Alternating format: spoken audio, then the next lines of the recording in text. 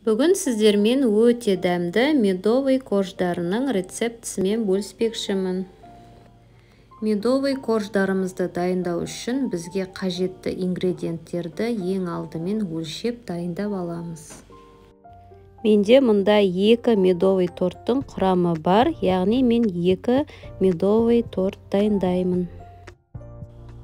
Алдымен сары май, бал, секерді газге, сары майымыз толықтай ерігенше жай отқа қоямын.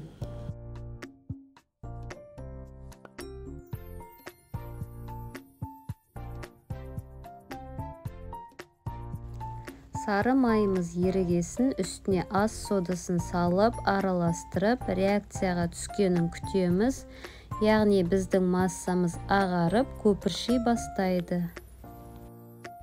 Одан соң оттан алып, бөлме температурасында 10-15 минут шамасында суытып аламыз. Суығаннан кейін жұмыртқамызды бір-бірден сала отыра, венчиктің көмегімен араластырамыз.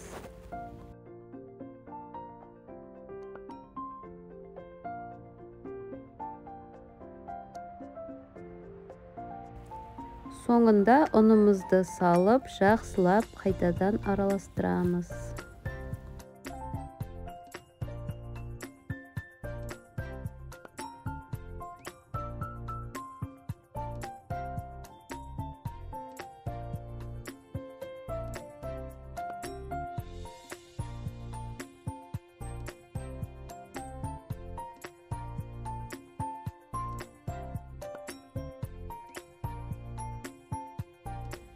Бізде өте жұмсақ медовый тесто шығады. Бұл тестомызды пищевой пленкаға салып, орап, холодильникке кемінде 2-3 сағатқа салып қоямыз.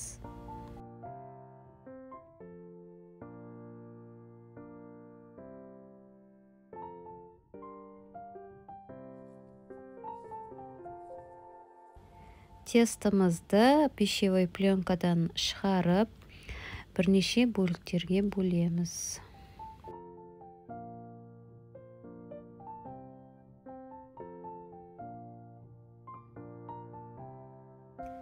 Менде әрқайсысынан 8 бөліктен 16 бөлік шықты.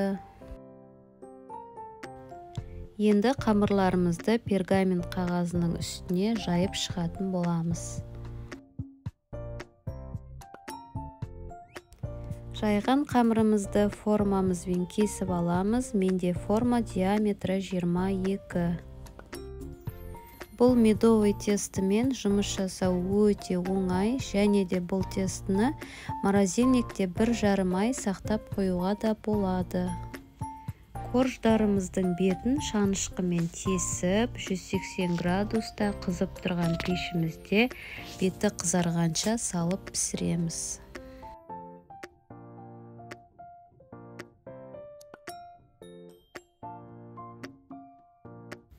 Біздің медовый тестіміз өте әдемі болып шығады, және де пергамент қағазға мүлдем жабыспайды. Менде барлығы 16 корж пісіп шықты. Мен 16 корждан 8-8-ден әрқайсынан 2 медовый торт жасайтын боламын. Сіздер биік қылып 16 корждан 1 медовый торт жасасаңыздар да болады. Корждарымызға өзіміздің қалауымызша кремдерді қоссақ та болады, мысалы крем-чиз.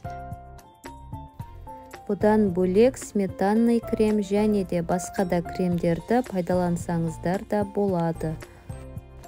Бір коржды уатып алып, осылай торттарымның сырттарын әсемдедім.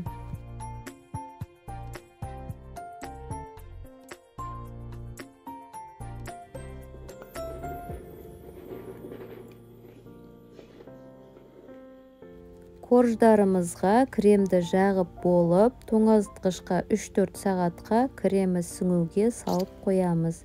Менде осындай 2 медовый торт дайын болды. Міндетті түрде дайындап көріңіздер, астарыңыз дәмді болсын.